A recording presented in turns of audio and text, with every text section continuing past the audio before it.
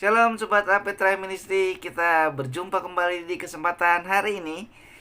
Dan tentunya masih tetap bersama saya dan juga ada Om Yan yang akan menemani di Alpetra Ministry yang Alkitabiah, Reformis dan juga Injili.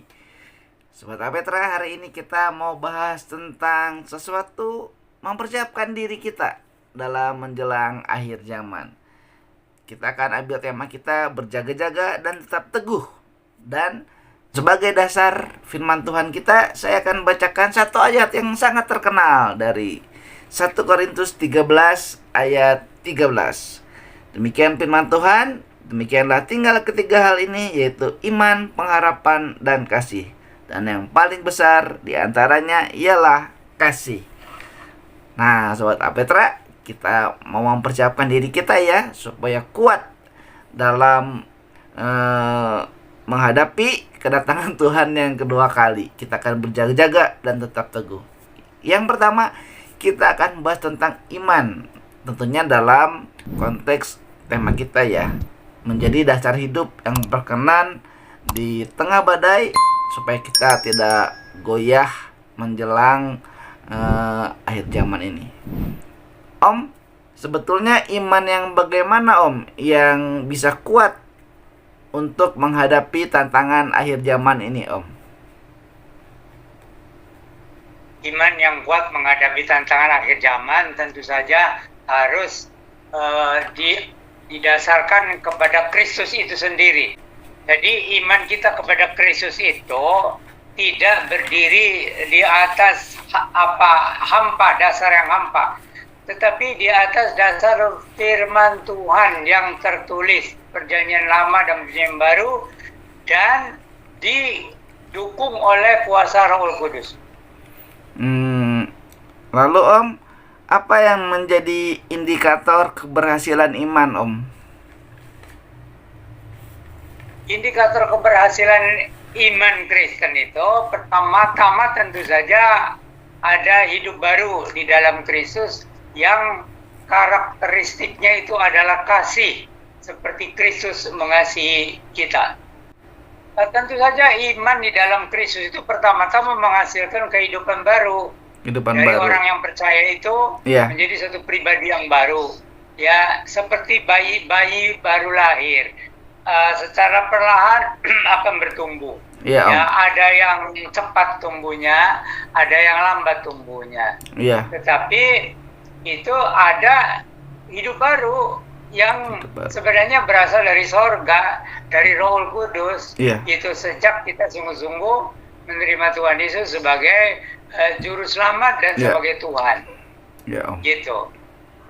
Nah, Om, ketika nanti Tuhan Yesus datang itu, Om, kita kan diperlukan juga keteguhan iman ya, Om. Tetap setia meskipun menghadapi tekanan atau penganiayaan. Nah, tapi iman bisa goyah juga ya, Om. Kan kalau terus-terusan dipersekusi gitu, terus-terusan diserang secara psikologis, secara fisik, lama-lama ya udahlah, saya ikutin kamu lah. Rame-ramean lah, udah rame-ramein gitu. Enggak apa-apa lah, masa kayak gitu, Om. Nah, ini gimana, Om, imannya, Om? Di dalam sejarah gereja, memang waktu terjadi penganiayaan, sebagian umat Kristen yang belum mengalami kelahiran baru itu berhenti mengikut Kristus.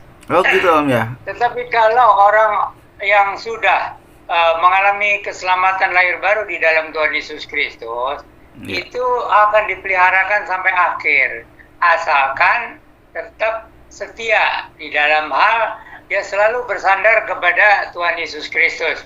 Nah, maka nanti kuasa Roh Kudus yang akan meneguhkan imannya gitu ya. Itu tapi secara bertahap, artinya tuh tidak seperti harus ada mujizat-mujizat begitu. Tetapi kehidupan baru di dalam Kristus itu sendiri sudah merupakan mujizat ya.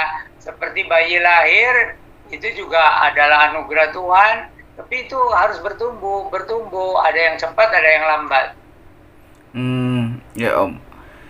Nah, Om, selanjutnya nih, Om, tentang kemurnian iman ya. Om juga udah sering sih mengajarkan kepada kita semua ya, Om, tentang kita harus murni imannya, Om. Nah, terus Om juga ngajarin gitu, kalau kemurnian iman itu mampu menguji segala roh. Terus kayak kemarin ya, yang waktu lalu itu kan dengar bisikan siapa gitu. Jadi harus diuji roh, menguji roh, terus tetap berpegang pada kebenaran firman Tuhan. Nah, praktisnya Om, kemurnian iman ini yang dituntut apa Om? Yang Tuhan mau? Jadi di dalam sejarah gereja itu mengajarkan kepada kita ada ajaran-ajaran yang merupakan pokok-pokok iman Kristen. Ya, Om. Ya, nah pokok-pokok iman Kristen itu oleh para rasul, ya kemudian gereja mewarisi 12 pengakuan iman. Iya. Ya, yang kemudian 12 pengakuan iman rasuli sebutannya itu ya. Ya. Kemudian diringkas oleh para reformator itu menjadi sola gratia sola scriptura. Ya, jadi memang itu iman Kristen itu ada kalanya kita cukup hanya ingat Tuhan Yesus sudah menebus dosa saya, Tuhan Yesus sudah bangkit dan dia dengan kuasa Roh Kudusnya akan menyertai saya sampai akhir zaman. Itu secara ringkasnya begitu. Tetapi dalam kehidupan yang wajar sehari-hari, itu gereja sudah mewariskan 12 pengakuan iman rasuli. Dan para reformator itu meringkas jadi 3 itu, sola fide, sola gratia, dan sola scriptura. Gitu. Ya, iman yang bagaimana yang Tuhan kehendaki di dalam hati orang percaya itu iman yang berhasil melahirkan baru, yaitu keselamatan di dalam Tuhan Yesus Kristus menjadi anak-anak Allah. Ya, itu yang iman yang sejati. Ya, jadi bukan soal rumusan-rumusannya yang istimewa. Tetapi iman yang sejati kepada Tuhan Yesus Kristus menghasilkan keselamatan lahir baru. Gitu. Inti sarinya itu. Tetapi hidup baru di dalam Kristus itu kan harus bertumbuh. Gitu, bertumbuh. Dan itu pertama-tama tentu saja dengan bersandar kepada nama Tuhan Yesus Kristus, lalu ditopang oleh ajaran Yesus, ajaran Alkitab, Perjanjian Lama dan Perjanjian Baru, gitu. Tetapi percaya kepada Tuhan Yesus Kristus saja kalau sudah mengalami keselamatan lahir baru, lalu pada hari itu juga meninggal dunia, itu tetap dijamin keselamatannya. Tetap dijamin, ya. Tetapi kan kita kan diberikan kesempatan seringkali hidup bukan 1 hari, bukan 1 minggu, bukan 1 bulan, bukan 1 tahun, tapi sesuai dengan rencana Tuhan atas kehidupan kita, ya. Apakah berapa tahun kita hidup ceritanya, ya. Jadi ya ada juga yang tidak sampai setahun. Tetapi Tuhan yang lebih tahu itu, dia mengenal siapa yang percaya pada Tuhan yang sungguh-sungguh, ya, yang sudah mengalami keselamatan lahir baru, gitu. Jadi seperti misalnya itu penjahat yang di sebelah Tuhan Yesus, ya, itu kan di kiri kanan ada penjahat disalibkan. Satunya bertobat sungguh-sungguh, tapi sungguh-sungguh meskipun baru saja ya mengenal Yesus, waktu dengar Yesus berdoa, Bapa ampunilah mereka, mereka tidak tahu apa yang mereka perbuat. Disertai tanda-tanda yang menyatakan ini orang benar, dan manusia itu tidak ada yang benar. Tapi ini orang yang di sebelah yang namanya Yesus itu sudah jelas ini orang benar, karena di saat-saat yang sudah kritis begitu, dia masih mempunyai hubungan yang jelas dengan Allah yang Maha Kuasa, itu ya, Allah bangsa Israel itu. Nah, di situ jadi yang di sebelah Tuhan itu salah satunya itu. Ya, dia yakin inilah Mesias yang dijanjikan itu. Meskipun dia tidak banyak tahu. Yang dia tahunya hanya Yesus, itu dia adalah Mesias yang dijanjikan. Banyak mujizat-mujizatnya, mujizat khusus yang dilakukan oleh Mesias yang dijanjikan, gitu ya. Dan tidak ada dosa. Itu. Nabi-nabi meskipun suci, tetap aja ada dosanya, ada kelemahan. Ada kekurangannya, ya. Gitu. Tetapi penjahat yang disalibkan di sebelah Yesus ini salah satunya, ya. Itu dia sudah mendengar tentang mungkin disebutnya Nabi Yesus gitu ya. Dan katanya disebutnya Mesias yang dijanjikan gitu ya. Ya. Lalu dia sudah banyak dengar lah mujizat-mujizat yang dilakukan Yesus, mujizat-mujizat khusus dilakukan oleh Mesias yang dijanjikan. Ya. Lalu penjahat ini waktu melihat Yesus ya ini orang yang dipilih itu beda ya. Jadi itu Roh Kudus itu seperti membuka mata rohaninya. Yesus ini bukan orang berdosa. Iya. Gitu. Padahal kalau orang disalibkan itu mati karena sebagai orang berdosa. Iya, gitu. karena jahat. Tapi ini penjahat ini dicelikan mata rohaninya ya oleh Roh Kudus. Iya. Ini orang tidak ada dosa. Iya. Saya yakin inilah Mesias yang dijanjikan. Nah. Gitu. Makanya dia itu otomatis tuh keluar dari hatinya spontan. Yesus katanya, ingatlah akan aku, maksudnya aku yang berdosa ini, tatkala engkau sampai dalam kerajaan. Itu. Dan Yesus tahu iman sekecil apapun ya, kalau itu iman itu betul-betul iman, biarpun sebesar sebiji sesawi ditujukan kepada Tuhan Yesus meresponi, hari ini kamu akan bersama-sama dengan aku ke dalam Firdaus. Wah, itu luar biasa. Iya ya Om. Itu mungkin juga jadi bukti bahwa iman itu timbul karena pendengaran ya Om. Karena dia dengar Tuhan Yesus ngomong, jadi imannya timbul gitu. Terus jadi beriman sama Tuhan Yesus. Kemungkinan besar orang ini sudah banyak dengar tentang Yesus, Nah, terutama bahwa bedanya Yesus dengan nabi-nabi yang lain itu, Yesus itu tidak ada dosa. Yang dia itu perhatikan gitu ya waktu dia sebelum disalibkan itu. Itu yang dia dengar, ini nabi yang bukan saja tidak ada dosa, tapi juga mujizat-mujizatnya itu melebihi nabi-nabi sebelumnya. Iya. Gitu. Nah itu ya Om. Jadi mujizat juga termasuk yang harus kita percayai ya Om. Imani gitu bahwa ada mujizat dalam Tuhan Yesus. Karena kalau iman tanpa perbuatan kan katanya mati kan Om ya. Jadi ya itu salah satunya ya Om. Tindakan kita juga mujizat termasuk yang harus jadi iman buat kita percaya kepada Tuhan Yesus gitu. Tetapi tentang mujizat-mujizat itu ya, kan nabi-nabi juga ada mujizat tuh. Iya. Yesus mengatakan, kalau katanya aku tidak melakukan mujizat-mujizat yang melebihi ya dari yang sebelum-sebelumnya, ya jangan percaya katanya. Gitu. Jadi Yesus itu melakukan mujizat-mujizat yang khusus dilakukan oleh Mesias yang dijanjikan. Dan itu melampaui nabi-nabi manapun. Iya. Ya. Gitu. Ya Om. Nah itu ya Sobat Apetra tentang iman ya dalam kerangka tema kita ya. Supaya kita betul-betul siap, teguh dalam iman kita, percaya kepada Tuhan Yesus. Nah seperti yang tadi Om gambarkan atau Om jelaskan tentang peristiwa di atas kayu salib, di mana sisi kanan dan kirinya ada orang yang sebetulnya berdosa, dan salah satunya dia membuka hati. Tadi Om bilang dia mendengar, dan sebelumnya mungkin sudah mendengar dari banyak orang tentang Tuhan Yesus, dan nyata bagi dia Roh Kudus menyentuh hatinya. Wah, ini dia itu Yesus, dia Allah, dia berkuasa dan tidak berdosa. Dan orang itu percaya kepada Tuhan Yesus. Gitu ya Om. Itu harus ditegaskan juga bahwa yang penjahat salah satunya ini yang dengar mengenai Yesus itu, kenapa dia percaya?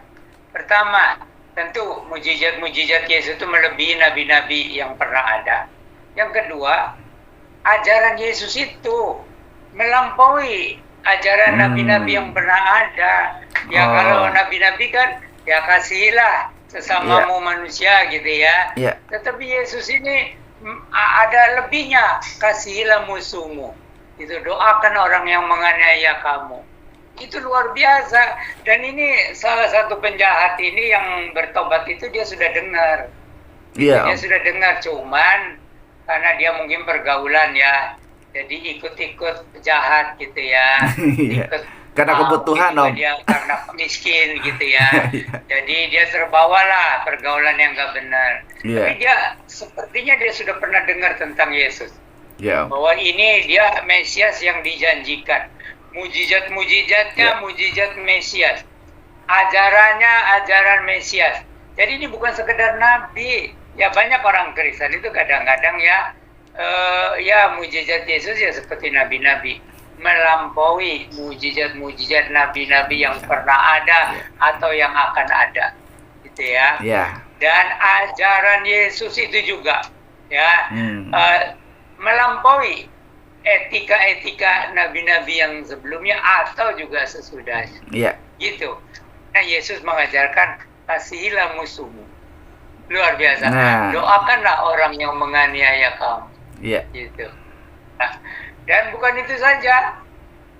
Di atas kayu salib itu kesaksian yang sangat penting bagi orang yang di sebelahnya itu ya. Ya.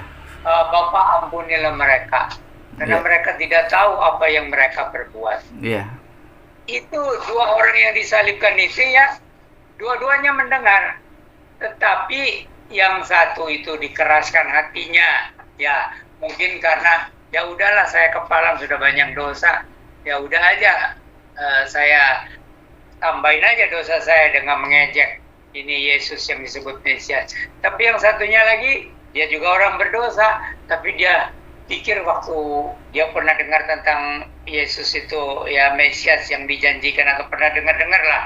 Tapi waktu di atas kayu salib itu melihat bagaimana Yesus itu sama sekali tidak benci, tidak memaki gitu. Dan dari wajah Yesus itu seperti ada cahaya. Gitu ngerti nggak? Yeah. Seperti ada cahaya. Bukan seperti cahaya waktu ketemu Nabi Elia atau Nabi Musa ya, atau waktu di atas bukit itu ya. Tetapi itu cahaya kesucian ya. Jadi wajah yang penuh kasih. Nah, ini tidak pernah manusia mempunyai wajah yang memancarkan kasih kesucian gitu. Tapi ini penjahat yang di sebelah Yesus itu seperti dibukakan. Intinya ya, bukakan mata rohaninya. Ini beda. Tapi penjahat yang satunya lagi tuh karena keras ya. Kalau orang keras hati sama Tuhan juga suka dikeraskan lagi. Tambah lagi keras. Iya. Gitu. Tapi kalau ada orang berdosa yang merasa dirinya berdosa, itu suka Tuhan kasih kesempatan. Gitu. Ini yang sering jadi buat orang itu orang percaya itu kadang-kadang ragu gitu. Nah, kita Om mau melihat pengharapan Om yang membuat orang percaya nggak putus asa terhadap kondisi dunia yang semakin memburuk ini Om. Nah Om, kan keberhasilan pengharapan itu tergantung sama ketabahan juga ya Om, salah satunya ya. Menanti dengan sabar gitu di Yakobus 5 ayat 7-8 kan bisa dibaca nanti sama Sobat Apetra ya. Nah ini pengharapan yang bagaimana Om? Yang bisa disebut pengharapan yang kekal, tidak menjadi duniawi, tapi betul-betul rindu sama Yerusalem baru yang akan datang, sama Maranatha yang akan segera dijelang. Jadi itu iman Kristen itu bukan sekedar iman agamawi yang biasa. Iya Om. Tapi ini iman yang membawa keselamatan kekal hidup baru. Iya. Jadi orang kalau betul-betul percaya pada Tuhan Yesus itu mengalami sesuatu karya Roh Kudus itu, sehingga yang bertobatnya itu bukan asal-asalan, dia bertobat sungguh-sungguh di dalam hatinya ya, dan seperti ada satu yang baru gitu ya, itu karya Roh Kudus, sehingga ada semacam kedamaian yang baru. Ya, ada semacam kepastian yang baru bahwa Allah mengasihi dia di dalam Yesus Kristus itu dan menjamin keselamatan oleh pengorbanan Yesus itu. Nah, itu banyak. Jadi ada jaminan keselamatan dan ada hidup baru meskipun tidak sempurna. Tidak ada orang yang sempurna, ya. Tapi ada hidup baru, gitu. Ya, itu pengharapan di dalam Tuhan Yesus Kristus itu bukan sekedar pengharapan keagamaan biasa. Tetapi itu pengharapan yang dari Roh Kudus. Sehingga ada sukacita waktu seperti memikirkan nanti Tuhan Yesus datang kembali dalam kemuliaan. Aduh, bagaimana membayangkannya gitu ya. Jadi itu bukan soal ya pengharapan nanti saya ke surga begitu, bukan sekedar itu. tapi pengharapan Tuhan Yesus akan datang kembali. Iya. Itu Mesias yang dijanjikan itu sebenarnya itu tentang dia datang dalam kemuliaan. Tetapi banyak orang Yahudi itu seperti bingung antara kedatangan yang pertama sebagai manusia ya, dari anak darah, hidupnya kudus, dan ajarannya itu ajaran yang betul-betul menyatakan kasih Allah ya, dan hidupnya kudus dan sebagainya. Nah, itu jadi penjahat yang di sebelah Yesus itu salah satunya itu seperti disadarkan ya, iya ini Yesus ini bukan orang berdosa ini, karena dari wajahnya pun tidak ada seperti apa kebencian atau seperti kemarahan gitu ya. Orang disalibkan itu sudah mau mati biasanya maki-maki, tau nggak? Suka maki-maki. Nah, tetapi kok aneh ya, orang ini seperti memancarkan kesabaran, kasih. Bahkan doa yang pertama yang diucapkan itu, Bapa ampunilah mereka, karena mereka tidak tahu apa yang mereka perbuat. Itu menyentuh hati betul-betul. Iya, Om. Ya, yang penjahat satunya. Kalau penjahat yang tidak bertobat itu susah lah kalau orang yang mengeraskan hati ya. Biarpun matanya melihat pun tetap tidak percaya. Iya, Om, betul, Om. Makanya harus jaga kekudusan ya, Om, dalam masa menantikan kedatangan Tuhan Yesus. Kekudusan juga harus tetap dijaga ya, Om. Pengharapannya jadi bukan pengharapan palsu gitu. Kalau mengharapkan tapi berbuat dosa terus ya sama aja ya, Om. Itu ada ayatnya kan. Ada yang mengharapkan kedatangan Tuhan yang kedua kali itu menyucikan hidupnya. Ada ayatnya. Jadi kalau orang punya pengharapan menyambut kedatangan Tuhan yang kedua kali, dia akan menyucikan hidupnya sebisa-bisanya. Kalau sempurna kan nggak bisa. Tapi kesempurnaan itu tetap harus dikejar kan, Om? Harus diharapkan juga kan? Ya, itu kalau orang yang membaca firman Tuhan. Kejarlah kekudusan. Kalau orang yang tidak membaca firman Tuhan, pokoknya kalau dia sudah diselamatkan, dia menanti kedatangan Tuhan yang kedua kali, lalu dia sebisa-bisa, semampunya berbuat apa yang dia tahu tentang ajaran Yesus, kasih itu kan. Mengasihi Allah dengan sebelah hati, mengasihi sesama manusia seperti diri sendiri, meskipun tidak banyak tahu. Yang penting itu. Om. Nah, sebelum kita masuk ke kasih nih, Om, karena Om udah nyebutin tentang kasih nih, Om. Jadi, Om, iman dan pengharapan itu kalau kitanya nggak sambil berdoa, nggak baca Alkitab, nggak melakukan tindakan nyata, ya sama aja bohong ya, Om ya? Atau gimana, Om? Ya, kalau Alkitab mengajarkan iman di dalam Kristus pertama menghasilkan kelahiran baru, keselamatan kelahiran baru, ya, hidup baru. Nah, meskipun tidak ada yang sempurna. Lalu di dalam perjalanan waktu mencoba untuk menyenangkan hati Tuhan, dia bertumbuh dalam pengharapan. Karena apa? Karena makin lama melihat dunia ini tidak semakin baik dan juga semakin banyak kejahatan, dan kita tidak bisa mengharapkan dari dunia ini.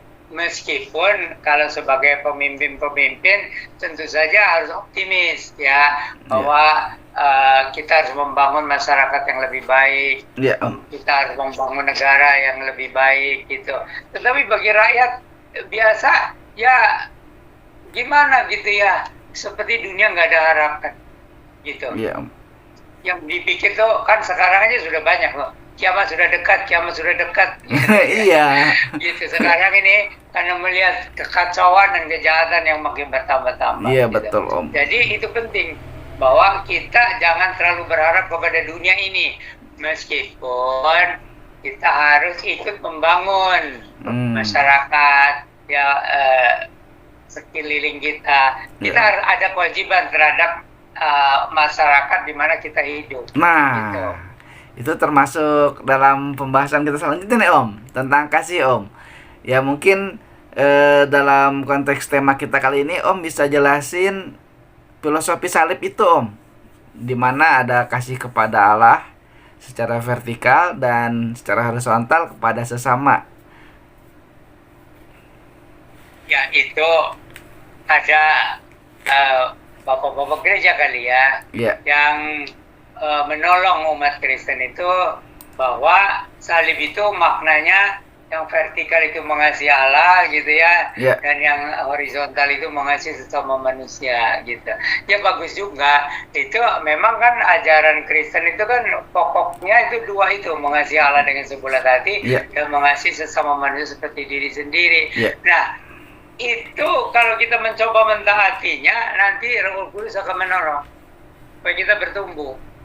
Gitu. Karena kalau dari diri sendiri kita ini kan Nggak sifatnya mampu. kan egosentris. Iya. Selalu gitu ya Om kalau itu. Nah Om, kan kalau di dalam kekristenan juga dikenal ada kasih agape, philia, storge, kasih eros ya Om. 4 kasih ini yang biasanya menonjol Om. Dalam menantikan kedatangan Tuhan Yesus berkaitan dengan iman, pengharapan dan kasih kita Om. Itu kasih kepada sesama itu gimana Om? Karena kalau zaman sekarang kan sulit juga gitu. Kan kasih itu tidak selamanya memberi, tidak selamanya sayang-sayang gitu. Tapi kadang teguran juga katanya berupa kasih Om. Ya, tentu saja itu kalau orang Kristen sudah mengalami keselamatan lahir baru, ya pertama-tama itu dia mengampuni sesama, memaafkan. Karena dia sudah mengalami pengampunan. Itu yang paling penting. Yang kedua, seperti mata rohani itu seperti dicelikan. Ini orang-orang belum mengenal Yesus. Ya, maka dia mencoba untuk menyatakan kasih Yesus itu kepada sesama manusia gitu. Meskipun tidak sempurna lah, tetapi ya itu, karena sudah mengalami kasih, sudah mengalami pengampunan, maka dia ingin juga orang lain mengalami pengampunan, mengalami keselamatan gitu. Begini Om, misalnya ya dalam mendidik gitu, mendidik anak gitu misalnya. Orang tuanya kan suka didik secara keras gitu. Terus alasannya, iya karena saya sayang kamu. Kalau nggak sayang kamu, nggak saya cubit kamu gitu, nggak saya marahin gitu. Nah, apakah seperti itu Om? Jadi itu orang tua harus mengenal anak-anaknya. Jadi harus tahu batasnya. Jadi mendidik kerasnya sampai di mana dan mengasihinya sampai di mana. Nah, ini hamba-hamba Tuhan harus mengajarkan kepada jemaat supaya tahu ada batas-batasnya dalam mendidik, dalam mengasihi gitu. Ya, ada orang yang terlalu mengasihi anaknya, jadi anak-anaknya jadi seperti berhala. Ya enggak. Jadi malah Tuhan yang nomor 2, itu anak yang nomor 1. Ya. Tetapi ada juga karena terlalu mencintai Tuhan katanya alasannya, lalu melalaikan keluarganya. Salah juga itu. Nah itu Ya. Jadi kita tuh harus belajar dari Alkitab. Makanya orang Kristen ya pelan-pelan lah belajar dari firman Tuhan, ya bertumbuh pelan-pelan. Jangan dipaksa-paksa juga, ya nggak, kadang-kadang hamba Tuhan ya atau gembala sidang lah inginnya jemaat itu cepat dewasa gitu ya, dalam iman, dalam kasih, dalam pengharapan. Semua perlu waktu. ya Om, pengennya instan ya Om. Ya Om, kan juga kalau di zaman sekarang ya Om, menjelang kedatangan Tuhan ini gitu, kadang konsep mengasihinya jadi kabur juga ya Om ya. Kadang kan ada yang nggak setuju juga. Masa kita ditekan terus nggak ngelawan sih? Semut aja kalau diinjek gigit katanya misalnya gitu Om. Jadi mengasihi itu dengan kita bukan ngelawan ya, maksudnya mengasihi itu dengan kita bereaksi juga untuk apa ya? Maksudnya kan misalnya kita dipersekusi nih Om, lawan lah gitu. Itu sebagai tindakan kasih kita supaya orang itu ngerti gitu Om. Nah ini gimana Om? Ya, jadi kalau soal membela diri itu wajar, selama itu betul-betul membela diri saja. Ya. Ya. Jadi kalau menyerang balik pun sekedar pembelaan, bukan mau menghancurkan, Ya. bukan mau membunuh, gitu. Mungkin bukan Nah, serang ini balik sulit, ya Om. ya. karena kita kan ya sifatnya manusia itu emosional gitu ya, Iya, iya. emosional. Jadi kita bertumbuh pelan-pelan lah. Kasih itu seperti apa, iman itu seperti apa, pengharapan itu seperti apa. Dan kasih itu kan yang pertama-tama bilang sabar, tapi Oh sabar iya, itu iya. juga bertumbuh. Ya, dan Iya. kita praktekkan dalam keluarga Iya, mulainya. iya. Dan itu nggak mudah ya Om. Memang perlu proses. Nggak instan tadi Betul. kata Om juga ya. Ya. Iya Om. Nah Om, menjelang kedatangan Tuhan Yesus yang kedua kali ini Om, gereja juga berarti tidak dipanggil untuk menjadi pasif ya Om, atau sekadar menghitung hari gitu, harus aktif gitu. Nah gimana Om keaktifan gereja dalam hal iman, pengharapan, dan kasih menjelang kedatangan Tuhan? Jadi itu supaya kita tidak dipermalukan pada waktu kedatangan Tuhan yang kedua kali, tentu saja kita mempraktekkan dulu ajaran kasih itu. Ya, itu yang harus dipraktekkan dulu. Pertama dalam keluarga, ya, kemudian dalam gereja.